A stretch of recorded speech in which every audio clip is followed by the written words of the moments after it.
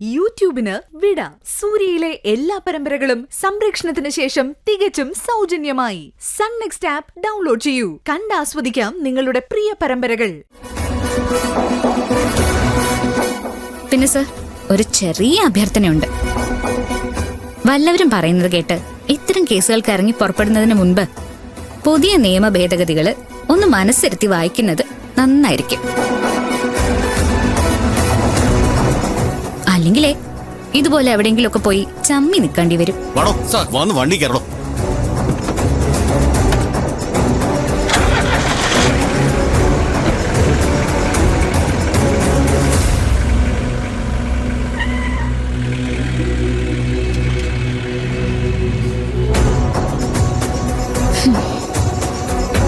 എന്തായാലും തന്നെ സമ്മതിച്ചിരിക്കുന്നു. അല്ല, ഇതൊക്കെ താൻ എവിടുന്ന് സംഘടിപ്പിച്ചു? ചുറ്റും ശത്രുക്കളുണ്ടെന്ന് ഉറപ്പുള്ളതുകൊണ്ട്, ഇന്നല്ലെങ്കിൽ നാളെ ഇത് സംഭവിക്കും എന്നറിയാവുന്നതുകൊണ്ട് നമ്മൾ ഒരുപാട് വിജിലന്റ് ആയിരിക്കണം ഹരി. നമുക്കും ജീവിക്കണ്ടേ?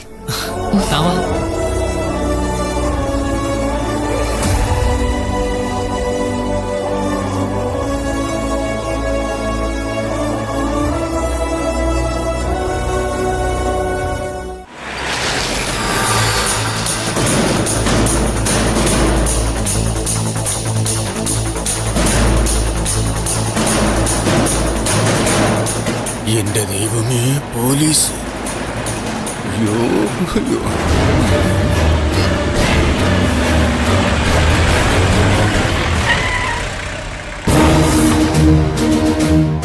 അവനെ പിടിച്ചോണ്ട് പാടോ.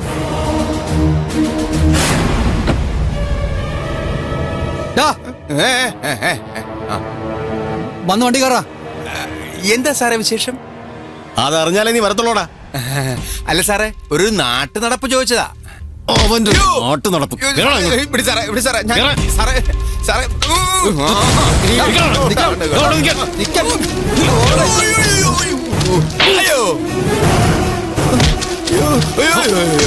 ഇങ്ങോട്ട് വേടാ. രക്ഷപ്പെടാൻ നോക്കുന്നോടാ പന്ന നാറി.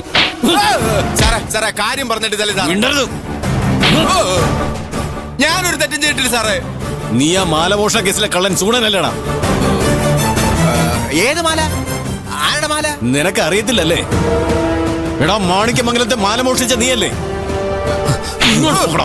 കള്ളം പറഞ്ഞു. സത്യം പറ. പറയാൻ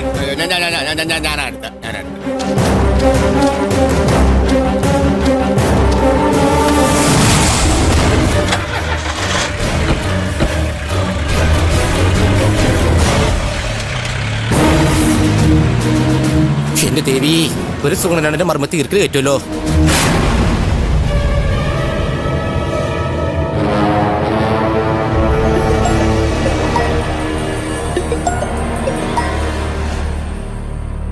ഹലോ സിന്ധു ചേച്ചി, ഇത് ഞാനാ, ബിച്ചുമോൻ. ഹലോ ചേച്ചി, കേൾക്കുന്നുണ്ടോ? ആ, കേൾക്കുന്നുണ്ട്. എന്താടാ? ചേച്ചി, നമ്മുടെ സുഗുണനെ പോലീസ് പൊക്കി. അയ്യോ, എന്താടാ കാര്യം?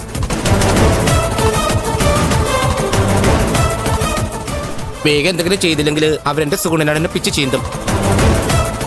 പിന്നെ ഈ ബിച്ചുമോൻ ജീവിച്ചിരിക്കില്ല. കോതാർ ഭഗവതിയാണ് സത്യം.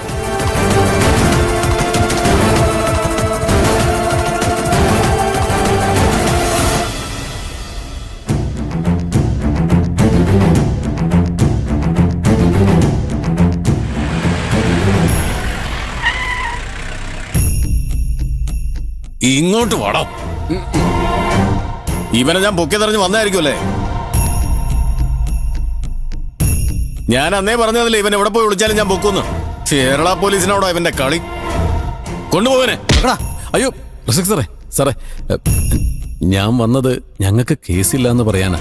കേസില്ലെന്നോ? നിങ്ങൾ എന്തായി പറയുന്നേ? മാല മോഷ്ടിച്ച ഇവനാണെന്നല്ലേ അന്നാ സുനീഷ് കുമാർ പറഞ്ഞേ? അത് ശരിയാ, പക്ഷെ കേസും പൊല്ലാപ്പൊന്നും വേണ്ട സാർ. മാല കോടതി വഴി തിരിച്ചു കിട്ടുമല്ലോ. അതിനിപ്പോ ഇയാളെ പിടിച്ചകത്തിടണമെന്നൊന്നും ഇല്ലല്ലോ. ഉണ്ടല്ലോ. കേസ് ക്ലോസ് ചെയ്യണമെങ്കിൽ യഥാർത്ഥ പ്രതിയെ ഹാജരാക്കണ്ടേ? ഹാജരാക്കാതെ മാല തിരിച്ചു കിട്ടാൻ സാറ് വിചാരിച്ചാൽ നടക്കില്ലേ? എന്റെ അജയ് ഘോഷേ, ഇത് കോടതിക്കറിയാ, പിള്ളേര് കളിയല്ല. ആ ആ, എനിക്ക് ഒരുപാട് ലിമിറ്റേഷൻസ് ഉണ്ട്. അതറിയാം. പക്ഷെ സാർ ഇങ്ങനെ കൈ ഒഴിയരുത്. സാർ ആത്മാർത്ഥമായിട്ട് ആലോചിച്ചാൽ എന്തെങ്കിലും ഒരു വഴി കിട്ടും. ഇനിയിപ്പോ ആ മാല തിരിച്ച് കിട്ടിയില്ലേലും വേണ്ടില്ല സാർ. ഇയാളെ എന്റെ കൂടെ വിടണം. എന്താടോ, ഈ മോഷണത്തിൽ തനിക്കും പങ്കുണ്ടോ? യോ, ചുമ്മാ ദൈവദോഷം പറയില്ല സാറേ. ഒരു കള്ളൻ നന്നാവുന്നെങ്കിൽ നന്നായിക്കോട്ടെ എന്ന് വിചാരിച്ച് ഞാനൊരു ദീനാനുകമ്പ കാണിക്കുന്നതാ. ഈ സോണിയാഗാന്ധി ഭർത്താവിന്റെ കൊലയാളികളോട് ക്ഷമിച്ചില്ലേ, അതുപോലെ മാണിക്യമംഗലത്തെ അജയ് ഘോഷിന് എന്ന് മുതലാ ഈ ദീനാനുകമ്പയൊക്കെ തുടങ്ങിയത്? ഇന്നും ഒന്നല്ലേ, ഇന്നൊരു നല്ല ദിവസമാണല്ലോ. അതാ. ശരി, തൽക്കാലം അവനെ കൊണ്ടുപോയിക്കോ. അധികം താമസിയാതെ ഞാൻ പൊക്കിക്കോളാം. ഇവന്റെ പേരില് വേറെ മോഷണ കേസുകൾ ഇവിടെ ഉണ്ട്. അതൊന്നും എന്റെ വിഷയമല്ല. ഇപ്പോ ഇയാൾ എന്റെ കൂടെ വിടണം. അളിയാ, അളിയനോ?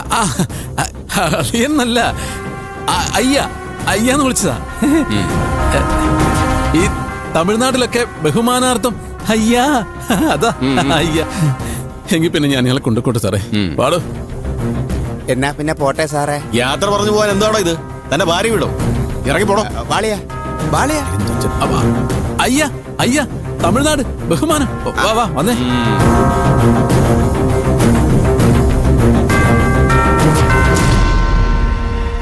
അളിയൻ ഏത് ഒത്താഴത്തെ അളിയനാണ്? താൻ എന്നെ മനപ്പൂർവ്വം നാട്ടിൽ ഇറങ്ങിയേക്ക. ഏതായാലും അളിയൻ എനിക്കുണ്ടാക്കി വെച്ചത്ര നാറ്റൊന്നും വരത്തില്ല. മതി. ഇനി താൻ വല്ല ഉടായ്പം കാണിച്ച് അകത്തോട്ട് പോയാ ഇറക്കാൻ എന്നെ കിട്ടുകയല്ല കേട്ടോ. അയ്യോ, നീ എന്നോടങ്ങനെ ഒരുപാട് ഔദാര്യം കാണിക്കല്ലേ. ഇതിപ്പോ എന്നെ പുറത്തിറക്കിയത് സ്നേഹം കൊണ്ടൊന്നുമല്ലല്ലോ, പേടിച്ചിട്ടല്ലേ. എനിക്കാരെയും പേടിയൊന്നുമില്ല. എന്നാ നീ പേടിക്കാൻ കിടക്കുന്നേ ഉള്ളൂ. എന്റെ പെങ്ങൾ സിന്ധുവിന്റെ ഗർഭം നിന്നെ പേടിപ്പിക്കും.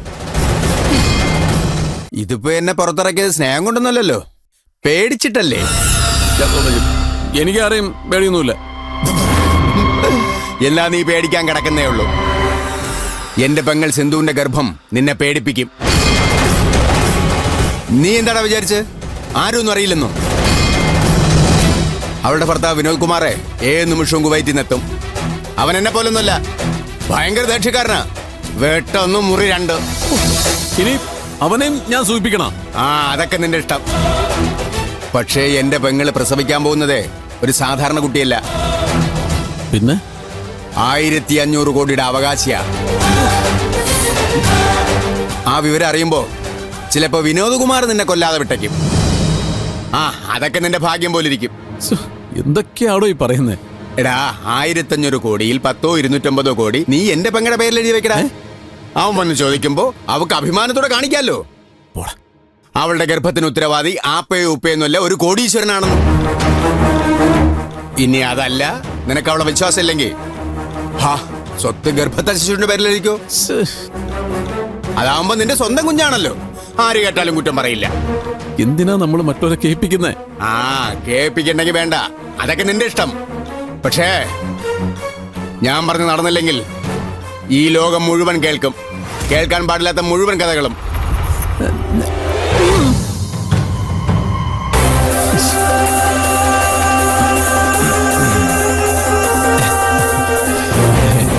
എന്റെ ചക്കര അളിയനല്ലേ, അളിയെ ചതിക്കരുതേ. അന്ന് ഞാൻ പറഞ്ഞ 5 ലക്ഷം രൂപ ഒരു മാസം തരാം. 250 കോടി രൂപ തികച്ചു കിട്ടണം അളിയ.